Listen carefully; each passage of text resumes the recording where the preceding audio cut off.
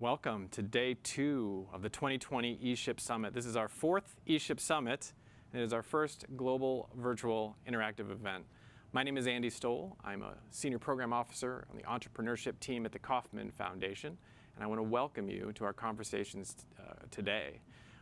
We've seen over the last 2 days over 800 people engage in this online virtual platform, joining us from all 50 states, DC, Puerto Rico, and 20-some countries. I do want to give a shout out to our international audience. We have people coming into the conversation from Australia, Macedonia, Spain, Morocco, French Polynesia, and I just want to acknowledge that I know that for some of you, it's the middle of the night. And so I want to thank you with much gratitude for joining me today in this session. We know that ecosystem building efforts are happening globally, and I want you to also know that you are an important part of the ESHIP Summit community. I also know yesterday we had a number of people join us from Alabama and Florida, and I'm hoping that as a community we can show support in the chat for those who are being affected right now by Hurricane Sally. As we ramp up here, we're going to have to build some energy. If this is your first session for the ESHIP Summit, this isn't a sit back and take all the information in. It's an interactive experience. So you'll see a chat function if you're inside our virtual platform. I want you to share what community and what organization are you representing today. If you're joining us on the Kauffman YouTube stream, you can use the hashtag ESHIP Summit on Twitter to engage with us and each other. If you are inside the platform, I know many of you are very familiar. You'll see a polling function, a chat function, a participant function, and the menus across the top are packed full of resources and opportunities. I also want to draw your attention to the Fun tab, where you can find a selection or a menu item called Live Illustrations, where you'll be able to see the knowledge walls being created by the Value Web, one of our collaborators, that are capturing all the knowledge that you're creating this week during the summit. So a recap of yesterday, briefly, we explored the state of entrepreneurship and economic development, and you got an introduction to entrepreneurial ecosystems and entrepreneurial ecosystem builders. If you missed any of that, there will be recordings on the platform of the plenary sessions late next week. But before we jump into our program, if you joined us yesterday, I'd love to hear about what you took away from the experience. So in the chat, here's the question. After all you absorbed yesterday, and then you slept on it, what did you wake up this morning thinking about? If you could just share that in the chat or on Twitter. We've also put together a little video to recap some of the key concepts we covered yesterday. So as you're doing that, I'd love to roll that clip.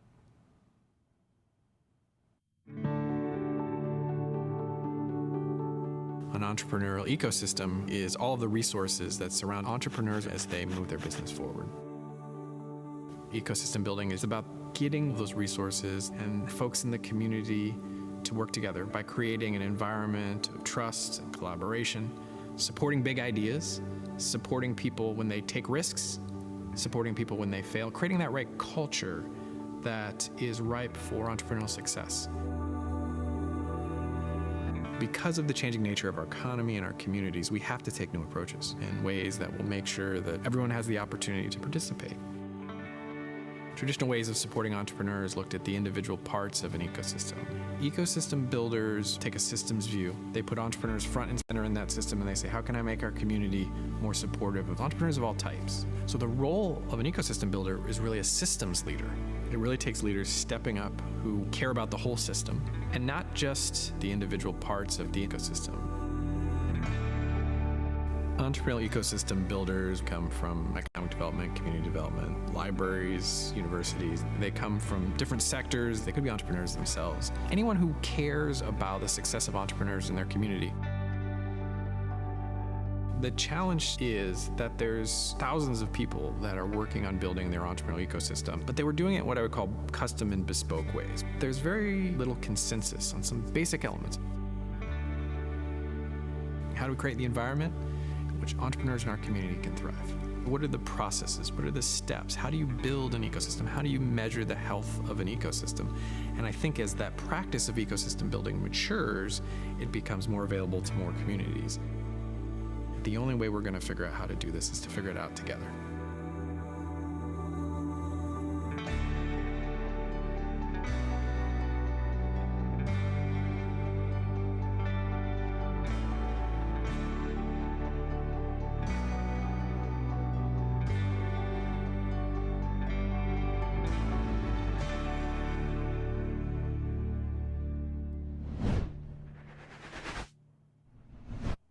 Once again, I'm excited to invite a co-host to join me on the stage for this plenary session where we'll dive a little deeper into entrepreneurial ecosystem building and systems leadership. Our plenary host for this morning is someone who I greatly admire. I'd like to introduce and invite into our conversation Del Gines, who delivered an insightful fireside chat at the 2019 ESHIP Summit on the evolution of economic development and entrepreneurship. Del's joining us from the Kansas City Federal Reserve Bank. Del, thanks for joining us. Yeah, good morning, Andy, and afternoon and evening to those of you that are around the world right now. Del, can you give us a very brief overview of your talk that you shared last year, just to sort of set up this conversation? Yeah, the big topic of last year was to kind of ground ecosystem building in the field of economic development. A lot of people, and it's getting better, by the way, but a lot of people still see them as separate things when in reality, you know, it's part of the evolution of economic development. And so we kind of talked about last year how you had the industrial recruitment that emerged in the 30s.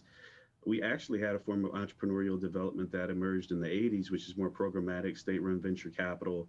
And then we had something called cluster-based building that emerged in the 90s. And then in 2010s, even though we know people were doing it before, ecosystem building really became a thing. You saw this explosion in research and searches and people trying to adopt it. And now we're here where we are today. So Del, I think one of the key elements is that this practice and the profession of entrepreneurial ecosystem building is in kind of its early stages, but what we can see from just the hundreds of people who have joined us is there's people doing it everywhere around the country and around the world. I want to invite a couple of folks that are really pioneers in this field to join us in this conversation. Kristen, Enoch, and Brad, welcome to the 2020 ESHIP Summit. I know we want to dive right in, so I'm going to turn it over to Del for our first question. Yeah, absolutely. The first question is actually to Kristen from a professional fields services field and your organization SCN. Give us a sense of where you think ecosystem building as a practice and profession is at, and to kind of set up the context for that. Me and Chad Ronaldo hosted one of the sessions in the evening last night, and almost every one of those individuals in that session was new to ecosystem building in the sense that we understand it. So the field is emerging, but where is the field at in regard to the professional practice? Thanks, Del. I think, myself, I've probably been doing ecosystem building work longer than I knew what it was. I know many members of Startup Champions Network feel that way as well. And when I went to my first meeting and met folks that were doing this work, it was like we all recognized each other's practices immediately and had a name for it. And so I think that's part of an emerging field where you know that there's experience in the field. There have been people pioneering and doing this work and working at a systems level for many years. But now as an emergent profession, we need to put some agreed upon structures around it. Things like professional skill building, an acknowledged set of knowledge, skills, and abilities that means that it's accessible for others to learn, to adopt, and to begin to practice, and to actually have job descriptions, basic things like that, that allow other communities to recognize and hire and employ ecosystem builders to do the work. So it's emergent but essential. I think the other thing that we've seen in the recent months with the crisis is that there's not a lot of time to let this spin out. Ecosystem builders are needed more than ever now. And so even though it's emergent, we are pushing as fast as we can to adapt and make sure that those folks new to this field get all the skills and the help they need to come up to speed more quickly, to be able to recognize each other around the country and share knowledge and information so that we're not all doing it in our own specific way, but that there's some best practices shared. Yeah, that's great, and it would be very helpful. As we I call it putting a few more bones into the field. And so I want to turn to Brad Fell. Brad, you're one of the individuals that I consider a godfather, if you will, of the ecosystem movement. Your 2012 book, and I don't know if the audience can see it's right on my bookshelf in the back, really was one of the most accessible early entry points into ecosystem building for many folks out there. And so you've been doing this for a while, not just as the author, is actually you were writing about what you did. And now we're rolling into 2020. We're in 2020. You have a new book that's coming out. So from your perspective, Brad, how has the field evolved since you released your first book to your new book and what you're seeing today in ecosystem building in 2020? Well, the evolution's been pretty incredible. When I wrote the first book in 2012, you have to kind of put yourself in that place and time, which really meant I wrote the book in 2010 and 2011. just as we were coming out of the global economic crisis. And one of the prompts for the book at the time was the notion that entrepreneurship and innovation was the path out of the global financial crisis, and that was starting to be talked about. Another inspiration for me to sort of codify what I had learned was the experience I've been having since 2003, 2004, maybe even 2005 in Boulder, and just sort of the lived experience that I had watching Boulder emerge from the dot-com bubble and then just sort of roll through the global financial crisis in terms of the growth of the startup community. And then the last was the public-private partnership that Kauffman Foundation was very involved in, and a number of people here were involved in. That was the Startup America Partnership. Public side of it was the Obama administration. Private side of it was Kauffman Foundation, Steve Case and the Case Foundation, and just a lot of the sort of thinking and energy around that. That was 2012, right? So this idea was very new and very fresh. The phrase startup communities didn't exist. People didn't really have language for many of the things that were going on, but there was intense interest. And I would say not just in big cities, and not just in the US, but throughout the world, sort of in this time period, there was this real curiousness and interest in, how do we get more entrepreneurship in our city? Because whatever's been going on for the last, 20 or 30 years has ended up with this very, at least in the US, very concentrated activity, especially around venture investing and high growth companies in a couple of cities, Bay Area, most notably Boston, New York.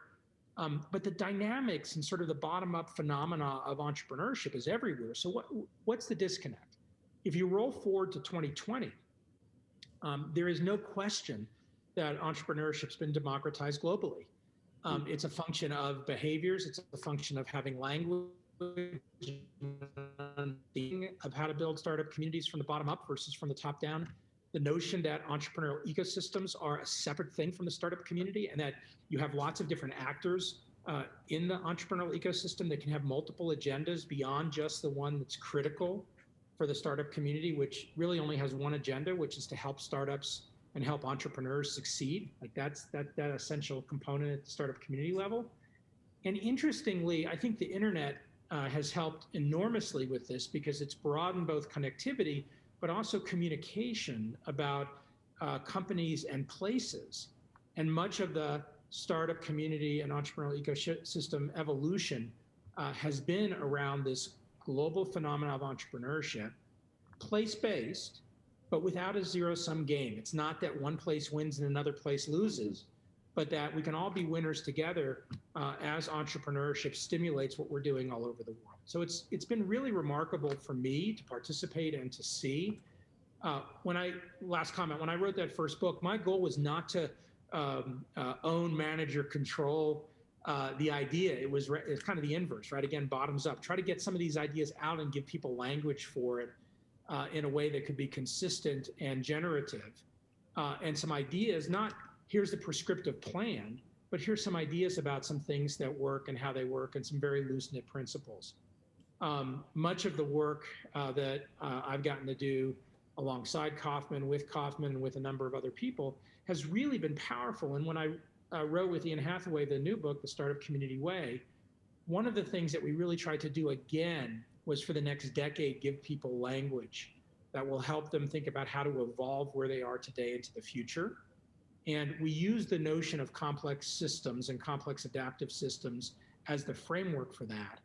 And the key is not that it's important to understand what complex systems are, but I think there's, again, a bunch of constructs and language that hopefully all the community and ecosystem builders around the world can grab onto and can use in the way they're talking with each other and the way they're talking with various constituencies and various actors that they're interacting with, to drive positive feedback loops rather than negative feedback loops in the continual evolution of this. And that's I want to put a pin in that, and hopefully we can get back to that concept of language, terminology, and field building. But that's actually a really good segue into the question for Enoch, which is, the question of the statement, if you've seen one ecosystem, you've seen one ecosystem. how every ecosystem is different. So what works in one community doesn't always work in another. We know that there's a lot of uniqueness to each community. So what does an ecosystem building effort in the community actually look like from your perspective, Enoch? Yeah, so I think that's really important. This idea that everything's different, coming out of the industrial age, where we're all taught and trained to look at patterns and turn things into repeatable. Stamp out the mass-produced thing using one highly inflexible but highly efficient and effective process. I think we're at a moment now where things are shifting to what matters more is the reconfigurability of the process. It's more figuring out what to do and how, but the value is that there are ways you can actually figure out repeatable processes, I guess, to discover what the question is or what the thing is to do. And so I think one of the things that is important is looking more at two concepts. One is, how do you build up density of trust and clarity of purpose, right? It's more social infrastructure than maybe what we traditionally think of as infrastructure. It's more looking at the connections between the dots, or the relationship building, the sense making, the network weaving. Those types of activities are really what make ecosystem building work. One thing I think that's so important is recognizing we're coming to the end of the industrial age, and a lot of the principles and values and systems that work for that time are fading, and we're trying to figure out what's next and how to operate in the future. And in many ways, ecosystem builders are, you could say, maybe the hospice care or maybe the midwives, right, that are helping us navigate the death throes of industrial age, and also usher in, bring into life this connected age, what's next. And so that's messy, that's complicated, but there are ways of doing or of being that can help us get through more effectively with less suffering and hopefully more good stuff. That's great. Hey, this has been a great conversation, but I have one more quick question, a Twitter response question, because we only have about 3 to 4 minutes left, and we'll start back with Kristen. And the same question for all of you. We have a lot of new ecosystem builders and a lot of early stage ecosystem builders that are participating in this conference. So as succinct as possible, what would you recommend their starting point or how they work to develop themselves as a professional ecosystem builder? What one thing would you advise them to start at from your perspective? I would give this advice to any professional looking to advance whatever field they're in, that I call it my kitchen cabinet. And that means thinking about the group of people around you who you're closest with, but who challenge you to learn. So I have a few friends that are attending this conference that are part of my kitchen cabinet. I'm very grateful that all of the people on this panel, you're now part of it. But it's someone that you can learn from, but also things that you can offer to them that they may not have, because that co-learning is really generative, and it's also fulfilling for the soul. And so as a leader in this time, humility, knowing that we have more to learn, and humanity, meaning that we can check each other when things are tough, support each other, and have a hand upon others' backs.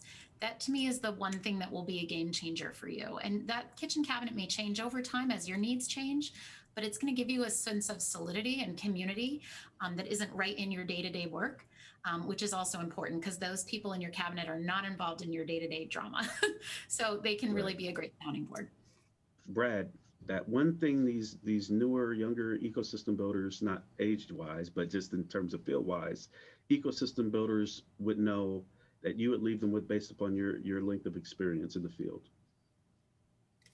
Well, I think there's an element of the answer above Kristen's left shoulder. Which is a very famous Yoda quote, do or do not, there is no try. And, the element of that quote is things are hard and they're really challenging. And when you decide you want to do something, just do it. And in the context of ecosystem building, there is no magic, like I need to go do the following 7 things. There's, depending on what ecosystem you're in and what the startup community dynamics are, the starting point that you have as an individual will vary dramatically from other people who are just getting started or starting out. So just sort of focus on it, approach everything from a perspective of what we like to talk about at Techstars is give first. Put energy into the system without knowing what you're going to get back. You'll get back a lot more than you'd ever expect. It's not altruism, but you don't know whom or when or over what time period or in what magnitude or in what consideration things are going to come back to you. So just start doing and engaging and learning and trying different kinds of things along that path. Enoch, my producer's stepping in saying we're going to wrap up. I'm going to give you the bumper sticker answer to what is the piece of advice. The thing that you really want to leave people with, Enoch. Next steps for new ecosystem builders. Yeah, I really think so much of this is summarized in those two key principles. How can I build trust, and how can I unify us together around a clarifying purpose? And you can, all the tactics, the how, all those details, so much of that confusion can be clarified if you're clarity, purpose, density of trust. Fantastic, Enoch. I might need a bigger bumper sticker for that. But Kristen, Brad, the only thing that was wrong with this panel or this roundtable is that it's over right now. But at some point, let's all sit down and have this conversation in person and be able to gauge at much higher for a longer amount of time. Del, thanks for hosting. I'm going to send Kristen and Enoch and Brad back into the world of the virtual Zooms. But thank you so much for joining us. You're getting a lot of shout outs in the chat. Thank you so much. Del, I don't want to let you go away yet before we get into a little bit of your work. As we've learned in this program, we're moving briskly, but Del, you have you've done a lot of work thinking about inclusive entrepreneurial ecosystem building, and you also have you're working on your PhD looking at that sort of that sense of inclusivity, looking at relationships in rural communities. And you, with one of our dear friends, Rodney Sampson, who's down in Atlanta with Opportunity Hub, you wrote a guide about building entrepreneurial ecosystems in communities of color. Can you tell us a little bit more about what that guide is about? Yeah, and I think it's important that it's a first level set. You know, we're trying to do right now. What we're doing with the term inclusion is making explicit what we're hoping ultimately will be implicit in the world of ecosystem building. I've long made the argument, even from an economics theory standpoint, that unless you focus on inclusion and access and diversity in your ecosystem, you can never be a good ecosystem builder. It's just the economic reality. And so what we try to do is try to put a framework around that as those that are early stage thinkers in the subject. By distinguishing between an inclusive ecosystem and building an ecosystem in a community of color, which are very different things, or even an ecosystem in a geographic location that is traditionally not heavy in entrepreneurship. And the principles that we lay out in there are very critical. For example, we start with the fact that early stage socialization, K through 12, an entrepreneur needs to be socialized into that. By and large, we don't do a very good job of that. You know, if you're starting your ecosystem building work at the point where someone says, I want to be an entrepreneur, you're missing a lot of opportunity, access to a lot of diversity. And then we also lay out a lot of frameworks for how to think about those concepts, because inclusion and diversity can be a very, very big topic. And so you got to put a framework around it when you get into your work as a practitioner. And so the guide is really designed to help people think through those things. And we really, really think, and I know Kaufman feels the same way, that inclusivity has to be baked into the cake of the development of the field. It can't be, oh, we do ecosystem building now, let's just add on this new thing called inclusion. It has to be fundamental to the process. And that's kind of what we try to lay out in the guide. Thank you so much, Del. And that guide, someone's out there on the chat wants to throw that guide into the chat. That'd be really helpful. I'm gonna send you out, Del. Thank you for co-hosting this roundtable, and I'm gonna send you out by bringing in another one of our good friends, or really a video about one of our good friends, Shelly Bell, who's doing fantastic work at Black Girl Ventures. We'll watch that video. Del, again, thank you for being here and for your leadership in this growing field and the practice of I'm Shelly Bell. I'm the founder of Black Girl Ventures. I own a print shop and I have a t-shirt line. When I started my first ventures, my mom invested in me. She gave me like $5,000. I hit the ground running. I took my tax money and I flipped that into more money and bought machines to open my print shop.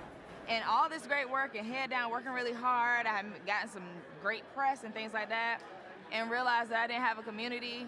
I didn't have any support. I was feeling really burnt out. So I created Black Girl Ventures to, one, give women access to capital. Black women start businesses at 6 times the national average, yet we receive less than 1% of venture capital funds. We create an alternative way to finance businesses that is historically based on Black culture, which is the rent party. One of the ways we do that is we have a disruptive pitch competition where your traditional pitch competition is like Shark Tank with an audience. We toss that model out. We throw the judges out. It's all community engagement. We raise money at the door and we give it away to the founder.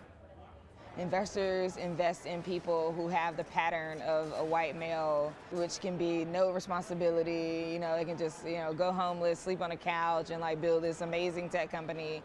And it's like that is the pattern of success. Well, statistics tell us that success happens in other ways, that having a woman on your team saves you money and also enhances your processes, that Black women founders or women crowdfunding outpace males. And I think that we're missing out on seeing the new patterns that are available because people are, in my opinion, are being somewhat lazy and relying on the patterns that they've already seen. I feel like it was particularly on me to do this because I'm a community builder. I had faced like what it meant to be a woman in a relationship and feel like you had to fall into a role of being a wife and what that meant, as if you can't exist in two worlds. I can be a mother and a wife and all these things and also run a business. And that's the message that I would like for women to get and be empowered by. Like we've been multitasking for years. There's no need to stop now. And we're here to offer support, offer funding, and even just like a pep talk, if that's what you need. Those are so many of the things that I needed on my journey. I felt like I had to create that for other people. The spark that makes the community thrive is probably the one thing we don't get paid for, and that is empowerment. So yeah, we do training. Yes, we're focused on funding. Yes, we're helping people find resources. But ultimately, we're empowering them. We're saying like, listen, you can do this. Validation is such a huge part of being an entrepreneur, whether you're validating your idea, whether you're validating your existence in a market, whether you're just validating the fact that you should do it against like family or people who don't understand that.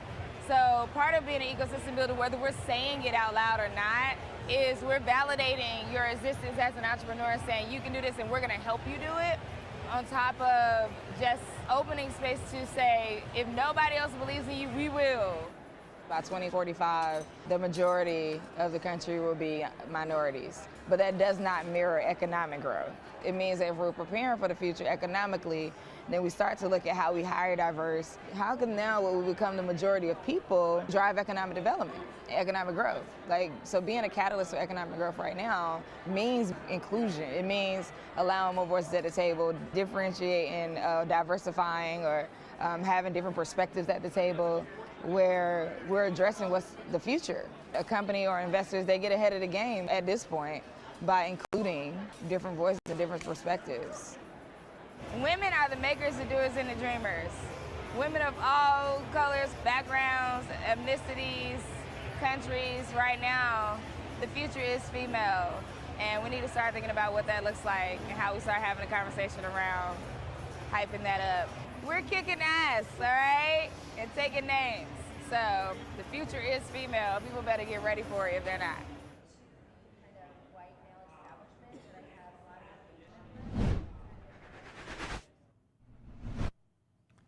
For the rest of our time in the session, we're going to take a deeper dive into a term that came up a number of times in the last 2 days, systems leadership. So I'd like to invite our next guest into the conversation, Rachel. She is the co-founder of Systems Sanctuary, which is an organization that coaches individuals, teams, and ecosystems internationally on how to try to shift unhealthy systems. Thank you for joining us, Rachel. Yeah, no problem. You're welcome. Well, it's fantastic to have you here, and I know you and I have had numerous conversations about this topic of systems leadership. There is no possible way we are going to be able to get through a overview of systems leadership in the short amount of time we have here. So we're just going to touch across the top, and then you've got some resources to share with folks at home that can help them dive a little deeper. So I'm going to start with the first easy, straightforward question, or maybe it's not straightforward. What is a systems leader, and why is a systems leader important or sort of essential to the present moment? Yeah, sure. So, I mean, I always think about it in this way that, the first and foremost, people are systems leaders when they have a systemic intent. So they are setting out to try and address root causes. So, for example, if you're looking at issues of like building economic development in a region, a systems leader would not just develop an accelerator to support entrepreneurs in that region. They would ask the question, why is this happening in the first place? Why is it that we don't have many entrepreneurs in this region? And they would develop strategies that work at that root cause issue. They also will be looking at other issues that kind of are standing in the way of meeting the goal that they're trying to work on. And so they'll be doing things like trying to shift policy, trying to create incubators, trying to tell a different story about the group of people that they're working with. And that means that they end up doing lots of stuff at the same time.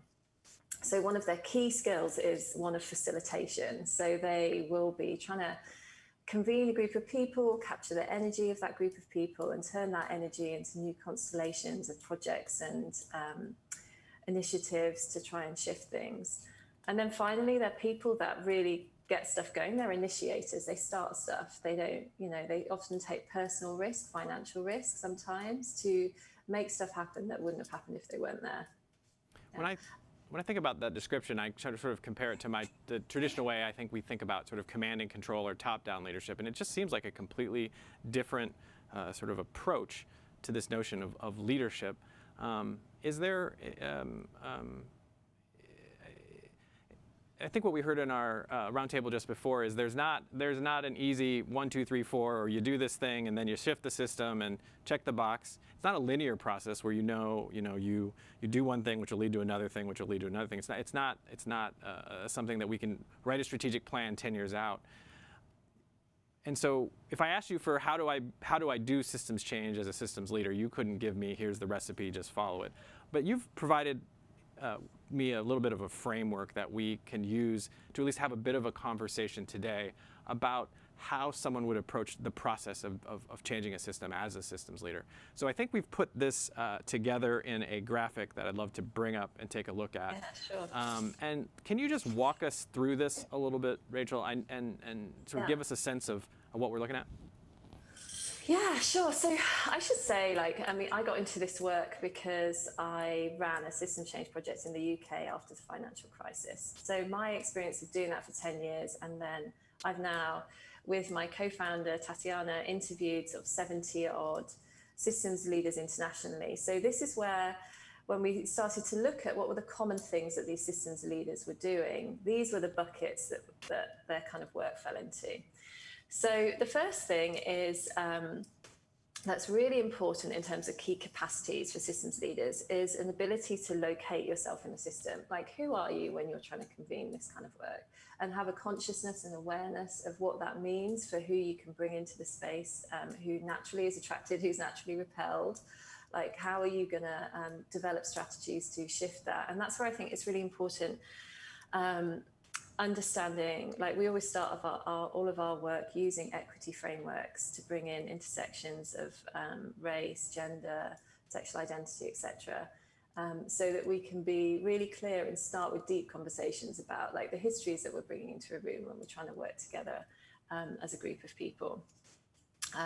Also, just like the traps that people often fall into when they're trying to locate themselves in a system, and is that people kind of often come to an idea that I am my position, I'm the young rebel, you're the bad adult, you're the kind of like grumpy lawyer, and I'm the activist, and so just an ability to see that like all of us contain multitudes. We wear different hats, we represent different parts of our communities, there are intersections in all of us, and so that helps us to see that we can connect with people who aren't like us. Take us through the next sort of see the systems and then helping build us building relationships. To tell us a little bit about those sort of next sort of, I don't want to call them steps. I don't even know what the right word, but tell us about the sort of the next phase of work. Yeah, they're kind of capacity. So the next one is around seeing the systems. So systems leaders are very interested in identifying root causes of issues, as I said before. And so we use loads of mapping tools to identify different parts and patterns that we're seeing in the system, bringing in like different perspectives and trying to surface kind of mental models that sit below the surface. So when you're trying to launch something new, I found in my work sometimes you just be trying to set it up for months and months, sometimes years doing something, it just wasn't working. And systems mapping tools are helpful because they help us to identify, okay, really, let's be real about what the roadblocks are here. You have a different way of seeing the world. This person has a different way of seeing the world to this person, and therefore nothing's moving. And the dynamics of the system are stopping you from moving forward. And so that's what we do as systems leaders, is we bring in these mapping tools to analyze things like power, culture, values. The next step here on our sort of cycle here, we've talked a lot about in the last 2 days around it's important to build relationships and trust, and it's really the foundation. Entrepreneurial ecosystems are really driven by a culture of trust and collaboration and social capital. If we zoom around the cycle here, I love to look at this work in many places in the system at the same time. What does that mean? So that means that, I remember when I was doing my finance innovation lab project in the UK, you start off and you're like, I know, let's create an incubator for people who've got new business models in the financial system that could represent a different way of doing things. Awesome. So we try and do that. And then we're like, but this policy is standing in our way. And so we had to convene a group of NGOs and think tanks that were lobbying for change and get them organized. And so next thing we knew, we had a coalition on our hands. And then the next things we were doing was like, the stories we're telling ourselves about growth is good, let's just keep on carrying on with the financial system, are deeply flawed. So how are we going to create an advertising campaign to shift that? And before you know, you're doing that as well. And so you end up being this person who has to learn how to do an incubator and do policy change, and all at the same time, and you're kind of trying to hold it all together. And so what I found useful was when I came to use the systems tools that I now use a lot, was like, let's dump all of those things into a framework and say, okay, so we're working at these places in the system. Where are the gaps, and really where are the opportunities for us to move and be more effective in our strategy? Talk about then the last step in this cycle that then restarts itself is the feedback loops, which we heard just a little bit earlier. Brad mentioned that. But what does learning play as we're trying to continue around this cycle as a systems leader? Well, for me, like systems leadership and ecosystem building is all about being fully immersed in the system that you're trying to work with. So it's about being part of that community and building those relationships. And by building those relationships, you start to pick stuff up, you're sensing stuff. So you'll be at a workshop and you'll start to see, oh, there's somebody over there who's got a lot of energy to do stuff, or that person really should meet that person. And so you become somebody who has a kind of a knowledge about the system, and it's about taking that knowledge seriously. Hopefully your core team will be diverse, and so it's not just your point of view, but we very much build in ways of capturing that knowledge by doing just really simple things like saying, what went well, what didn't go well, what would we do differently? So where are the bright spots? Where are the things moving? One thing I just want to highlight in there, and then we're going to have to wrap this segment up, is that you said it really requires a diverse team, a core team. One individual can't build an entire ecosystem because you need different folks with different perspectives working together because they're seeing the problem from their own vantage point. So really, entrepreneurial ecosystem building is a team sport. And we saw that yesterday in the discussion with the folks in Albuquerque. It was a whole group of folks that came together. And so systems leaders really need to find other systems leaders, and that's what you do at the System Sanctuaries. You help systems leaders find other folks who are dealing with the same challenges. You have a couple resources that you've shared in our file section in the interactive conference guide, but can you tell us is there one resource that you'd like to point to that we've put over there, or what's one place someone could go? They got a little 101 high-level intro here. Where can they go next to learn a little more? I'm going to give two. So the first one is Emergent Strategy. I can't big it up enough. It's an amazing book. It's a great book. I love that book. Adrienne Marie Brown. Yep. Yeah, and the second one is we've written this publication, which comes from our research on our program, In the Thick of It, for people who've been running ecosystem projects. If you want to go and read in their words what the key challenges are, so you feel like you're not alone, I really recommend checking that out. Rachel, people read it and they're like, wow, thank you. Well, it was one of my favorite things, that along with Adrienne Marie Brown's book. I'm glad that you shouted that out. The guide you just mentioned, the report, is actually here on our interactive conference platform. I wish we had more time to talk. I'm going to have so many dinners after we get through this pandemic with all of you. Thank you for taking the time to join us. And they can check out more on the web. What's the web address for System Sanctuary?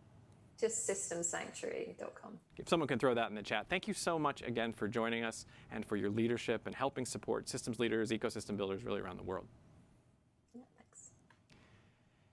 Well, if you have enjoyed all that we've just gone through, we're going to have a chance to apply all of this knowledge this afternoon, because we have got a slew of stories this afternoon in our breakout sessions, where we'll have 30 different communities presenting ecosystem building stories presented by the people who are making them happen. There's going to be 3 rounds this afternoon, and you get to choose one for each of the rounds. And I know you're going to be tempted to pop around because there's so many stories to choose from, but I really need you to stick with one in each session and really stay there. We'll be putting all the recordings of all the sessions on the platform later this month so that you can watch all of them later. The first session in our afternoon ecosystem building stories will start at 1 p.m. U.S. Central Time. You can check the agenda for your options. We're coming up on lunch, or at least where I am. And so over the lunch hour, we've created a couple networking opportunities for you. First, to eat, if you want to eat with a small group of people or have a snack through our networking lunch. Your second option over lunch, which I'm extremely excited about, is the team here has put together the Resource Expo, which many of you have been checking out. There's over 50 organizations that have resources and tools and programs like the System Sanctuary that can help you and support you in the work that you're doing. We're also running over lunch the Resource Expo Live. It's a bit of an exciting experiment that we're going to see how this works in a virtual environment. We've got 28 of those organizations who are going to be hosting live expo booths inside of the Zoom room. So you can go to their expo booth by dropping in on their Zoom room and chat directly with one of the representatives. To help you understand how that's going to work and what a virtual Resource Expo is, I'd like to invite my colleague Christine Lai. She serves as one of our ESHIP community activators to tell you more about how you're going to access this opportunity through the platform. Let's roll the clip. Hello, and welcome to the ESHIP Summit Resource Expo Live. There are over 50 organizations participating in this year's virtual Resource Expo, each with valuable offerings and resources to enhance ecosystem building efforts in your community. Each organization has unique offerings. So here's a quick video tutorial to show you how to access, navigate, and maximize your time in the Resource Expo to find what you are looking for.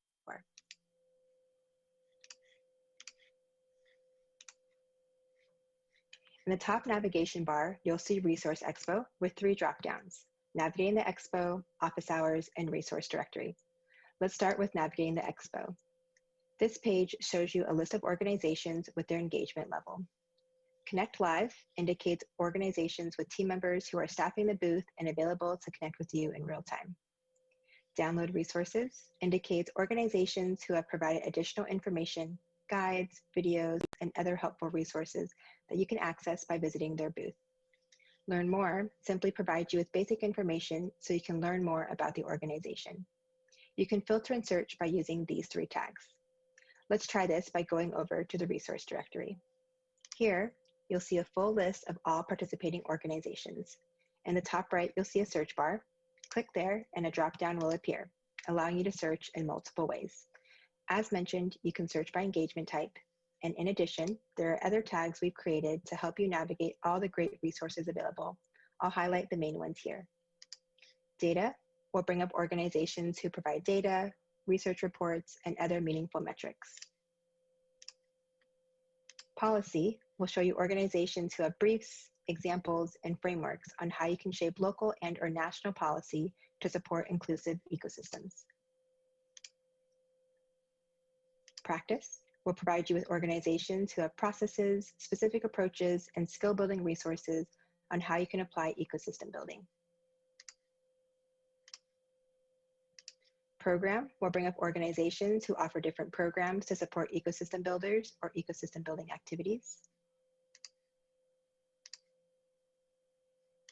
Tool will show you organizations who have guides, templates, technology, and other platforms that may support your ecosystem building efforts. And Equity and Inclusion will identify organizations who have resources focused on equity and inclusion. There are additional tags you can search for in regards to education, COVID-19, funding, rural, and others. Once you find the organization you're looking for, there are many ways for you to engage. If you know the name of the organization you're looking for, you can simply navigate on the sidebar and/or search, and you can take you directly to the booth. Now, let's go explore a booth. We'll take a peek at the Forward Cities booth. Once you're in the booth, you'll see a description of the organization, the team members who are available and participating throughout the ESHIP Summit, their virtual office hours when you can connect, some files you can download, videos you can watch, and links to learn more. A few fun features I want to point out are the polls, which you see here, and the discussion back up top. You can think of this like a message thread where you can engage and chat with the Forward Cities team and other ESHIP participants. During office hours and Connect Live, you can also click Enter Virtual Trade Show Booth, which will direct you to a Zoom room where you can connect directly with the Forward Cities team. One final thing I'd like to highlight is a virtual booth office hours. Over half of the resource booths are staffed live with team members. You can view all available office hours by going to the Resource Expo and selecting office hours, where you'll see an updated list of availability.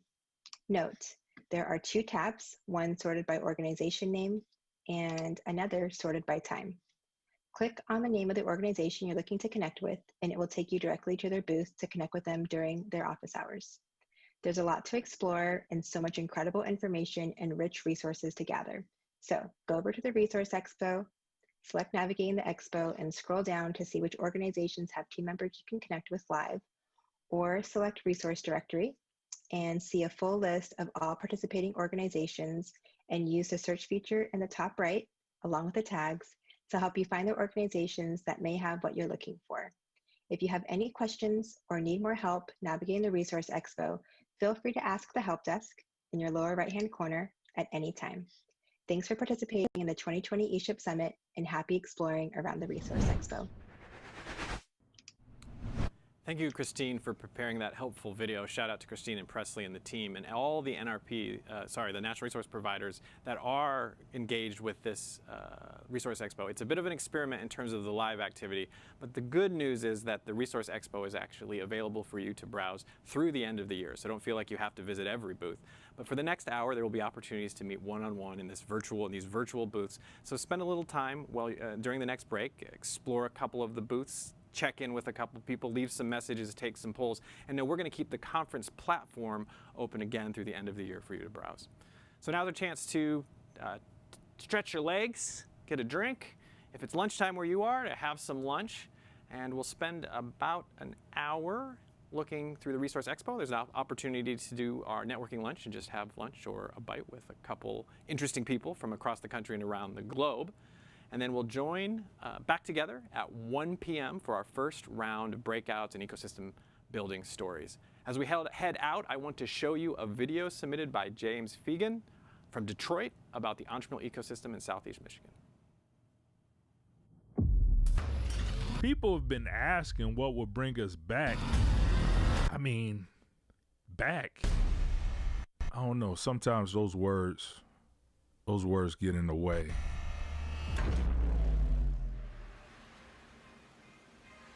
It's people in Detroit who've been working hard for a long time. That's the kind of hustle we respect. Detroit is a battleground for creativity, man. It's hard to impress people in Detroit. Whether that's fashion, art, music, or entertainment, you really have to be that deal. I ended up purchasing the business, and honestly, I didn't know what I was getting myself into at that time. It got real really fast. So at some point, you just got to put your head down and go. When you're doing it day by day, you really don't have time to think about what impact, if any, you're having. You just hope that you make something that you can be proud of. Your workday doesn't stop at 5 o'clock. It's just in every part of your life. I was made in Detroit, man. I had my first job at 11 in Detroit. It's a city that works hard. It's not necessarily always looking for a handout, because we've been let down so much that you're not looking for a handout. You just got to make it happen. You got to work hard. At the same time, there's all these programs that's going on for entrepreneurs that can help them, assist them. There's funding. Those things aren't even in their mind because they're funding everything from their last sale. They don't even consider these programs. That's like something that's just for someone else. So how do we touch them? How do we get this information to them? Everything that we do runs on relationships. It's going to be a community that's decided that we want better for the future and better for our kids. There's a culture of cooperation that is very unique to Detroit, kind of the sense that we're all in this together and we're going to help each other move forward. It's connection. It's connection to culture here. You have to know what drives you to get up in the morning. You got to inspire people to get their hands dirty again. These stories would change your life. I mean, I hear stories like these and it makes me a believer. I love all these stories, but it's about millions of stories that can help you see things that you might not even see yet. You know, it's easy to say, hey, that's for somebody else. It's more difficult to confront yourself and say, no, that's for me too.